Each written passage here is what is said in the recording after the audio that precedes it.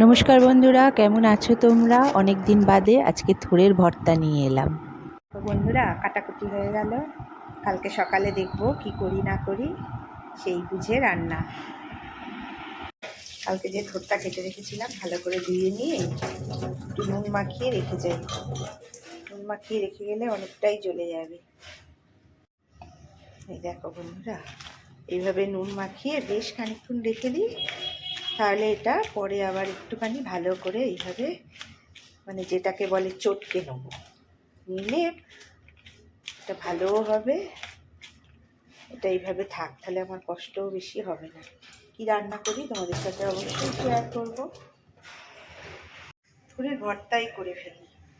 একটুখানি ভালো করে থোড়গুলো বেটে নিই। বেটে নিলাম সব থোড়টা। একটা ঝুড়ির মধ্যে নিয়ে একটুখানি চেপে চেপে নেবে। চেপে নিলে অনেকটাই এটা, দেখেছো এখান দিয়ে জলটা যে বেরিয়ে যাচ্ছে, তাতে ভর্তাটা করতে সুবিধা হবে অনেকটা।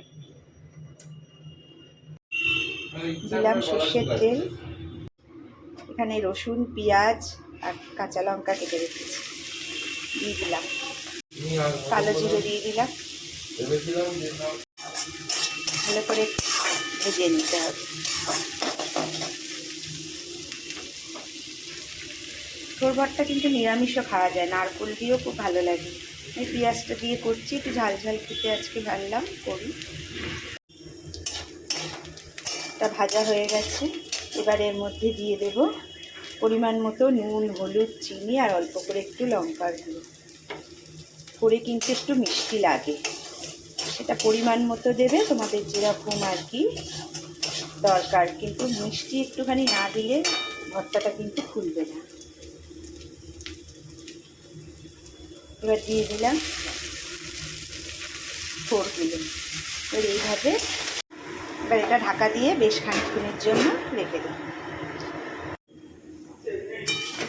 ঢাকাটা খুলে আবার নাড়াচাড়া করে দেবো। এটা তৈরি পুরো হয়ে গেছে, এবার তুলে রেখে দেবো। দারুণ টেস্টি কিন্তু খেতে লাগে। ব্যাস, এবার নামিয়ে প্লেটে রেখে দিলাম। কেমন লাগলো বন্ধুরা তোমাদের? একবার বাড়িতে ট্রাই করো, এটা কিন্তু বেশ টেস্টি খেতে লাগে, গরম ভাতে দারুণ যায়। ভালো লাগলে অবশ্যই জানিও।